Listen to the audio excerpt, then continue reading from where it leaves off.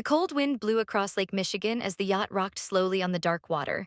Inside one of the locked cabins, Jack Abbott sat alone, staring at the small window that showed nothing but endless gray waves and sky.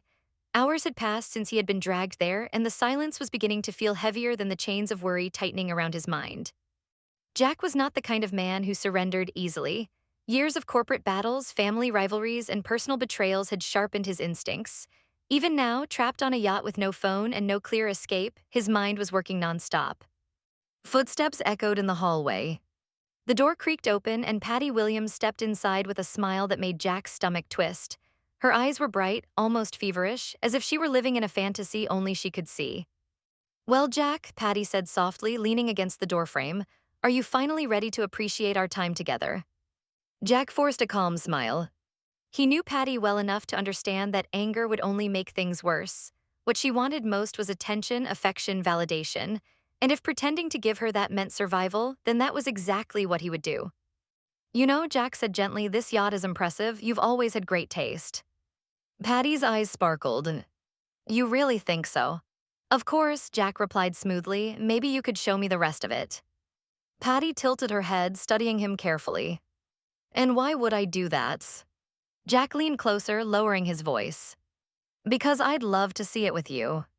For a moment, Patty hesitated, then a mischievous grin spread across her face. "Well, maybe I will." Jack's heart pounded. This might be his first real chance to get out of the room and look for a phone or some way to contact the outside world. But Patty suddenly stepped closer, her voice dropping to a whisper. "There's just one thing first." Jack stiffened slightly. "What's that?" Patty tapped her lips with a finger. "A kiss." Jack forced himself not to react. Inside, alarms were ringing. This situation was dangerous, unpredictable, and one wrong move could destroy any chance of escape. But if a kiss was the price of freedom, even temporary freedom, then he would pay it. He slowly leaned toward her. But just as their faces were inches apart, Patty suddenly pulled away and laughed. "Oh, Jack, you should see your face." Jack blinked in confusion. Patty's laughter echoed through the cabin as she spun toward the door. "Come on," she said teasingly, "I'll give you the tour." Jack followed her out of the room, his mind racing. This was his chance. Back in Genoa City, tension filled the Abbott mansion like a storm waiting to break. Diane Jenkins Abbott stood near the fireplace, arms crossed tightly as the rest of the family gathered around the living room. "We have to assume the worst," Diane said firmly. "Jack didn't just disappear." Kyle Abbott paced nervously. "There has to be a clue somewhere." Ashley Abbott sighed, frustration clear in her voice. "We've searched everything." But the conversation suddenly shifted when Nikki Newman arrived at the house. Her expression was dark, almost haunted. "I know who took Jack," Nikki said. The room went silent. Diane stepped forward slowly.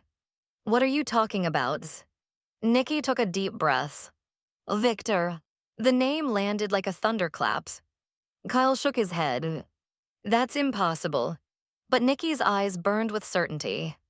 "I've known Victor long enough to recognize his patterns.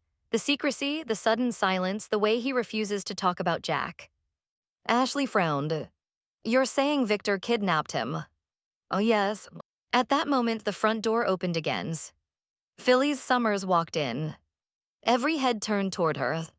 Diane's eyes narrowed immediately. "What are you doing here?" Phyllis looked exhausted but determined.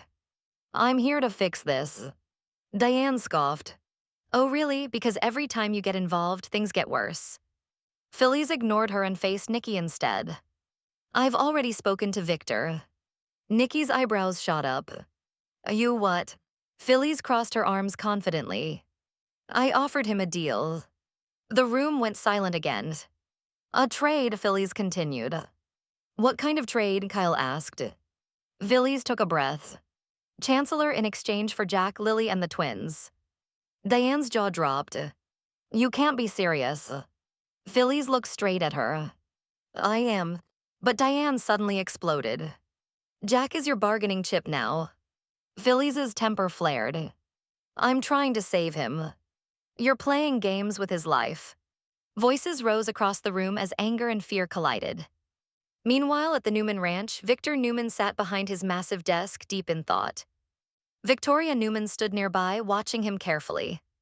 You're considering it, aren't you? She said. Victor didn't answer immediately. Phyllis's offer had been bold. Chancellor was one of the most powerful companies in Genoa City. Acquiring it would strengthen the Newman empire like never before. But freeing Jack Abbott, that was another matter entirely. Victor finally leaned back in his chair. Phyllis thinks she can negotiate with me, he said slowly. Victoria folded her arms. And can she? Victor's eyes gleamed. Perhaps. Victoria nodded thoughtfully. Honestly, Dad, everything you've done has been about restoring the Newman legacy. Victor looked at his daughter with quiet pride. You understand. Of course I do. But across town, Nikki Newman was reaching the end of her patience. She had spent years standing beside Victor through wars, scandals, and betrayals. But kidnapping Jack Abbott crossed a line. If Victor refused to release him, everything could change.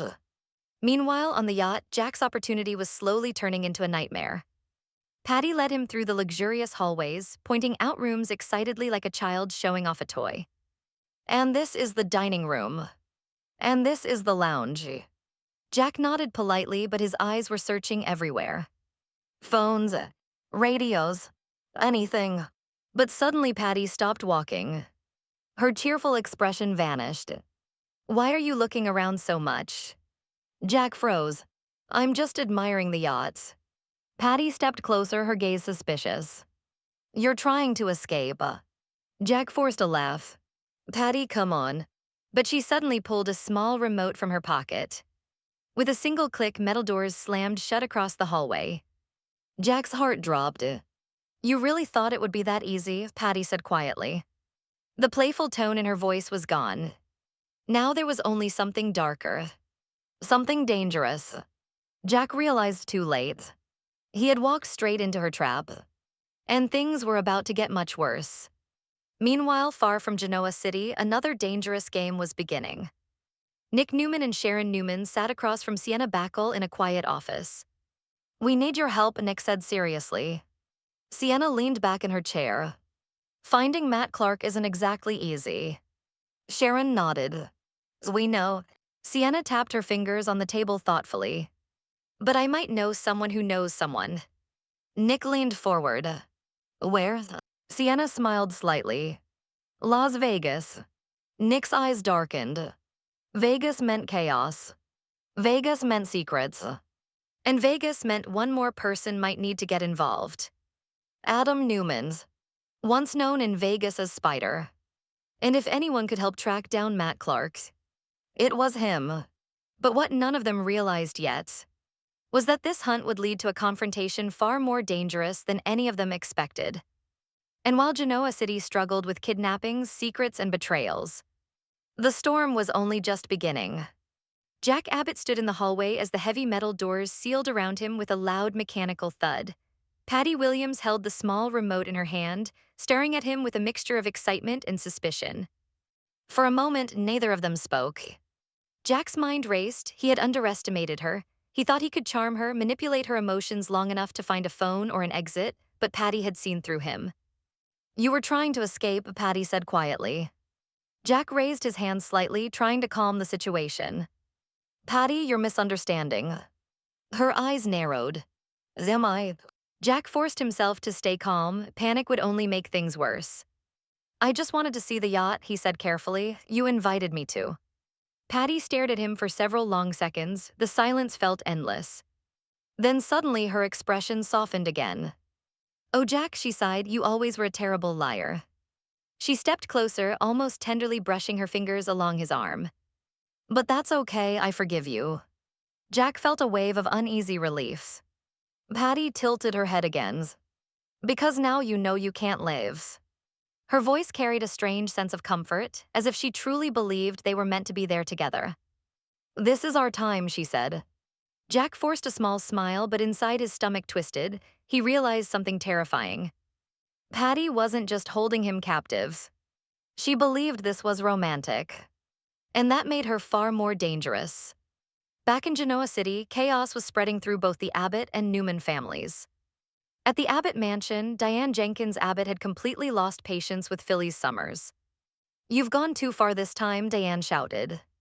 Phyllis crossed her arms, refusing to back down. I'm the only one actually trying to save Jack. Kyle Abbott stepped between them before things turned physical. Stop it, both of you. But Diane's anger wasn't fading. You're negotiating with Victor Newman like this is a business deal, she snapped. Phyllis fired back immediately. You think sitting around crying will help? The tension in the room was explosive. Ashley Abbott finally spoke. Enough, fighting each other won't bring Jack back. But everyone knew the truth. Victor Newman held all the power. At the Newman Ranch, Victor sat alone in his office when Nikki Newman walked in. Her expression was cold. Victor, she said firmly, we need to talk. Victor looked up slowly. I assume this is about Jack Abbott. Yes, Nikki replied. She stepped closer, her voice trembling with anger. You kidnapped him. Victor didn't deny it. Jack has interfered with my family long enough. Nikki's eyes widened. So you admit it. Victor leaned forward calmly. I did what was necessary. Nikki stared at him in disbelief. Necessary? Kidnapping someone is necessary now. Victor remained calm. But Nikki's voice suddenly hardened. If you don't release Jack immediately, I will leave you. Victor's eyes narrowed slightly. You wouldn't. Nikki held his gaze without fear. Try me. The room filled with silence. For the first time in years, Nikki Newman looked completely serious about ending their marriage. Victor realized she might actually do it. Meanwhile, on the yacht, things were getting worse for Jack.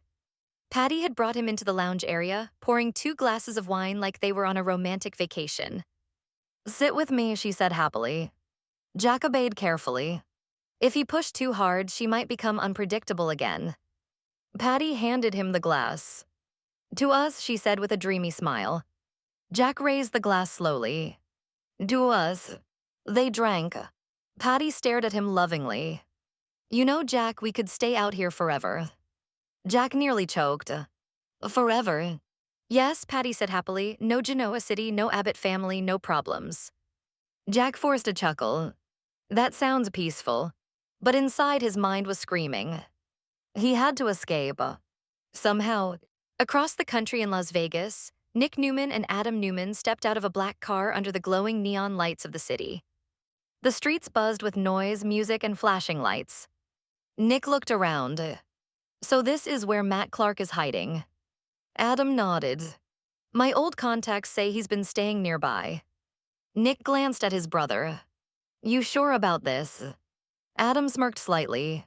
Vegas was my territory once, people still remember Spider. Nick sighed. Let's just find Matt before he disappears again. They entered a casino where loud slot machines and crowds filled the massive room. But somewhere inside that building, Matt Clark was waiting. And he had no intention of going quietly. Back in Genoa City, another major event was beginning. The courtroom filled with people as Mariah Copeland's kidnapping trial officially started. Christine Blair Romalotti stood confidently at the defense table. Her plan was simple.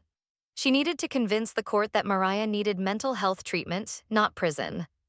Sharon Newman sat in the gallery, nervously holding her breath. The judge entered. Everyone stood. Christine stepped forward. Your Honor, she began, my client has struggled with severe psychological trauma. The courtroom listened carefully as she continued.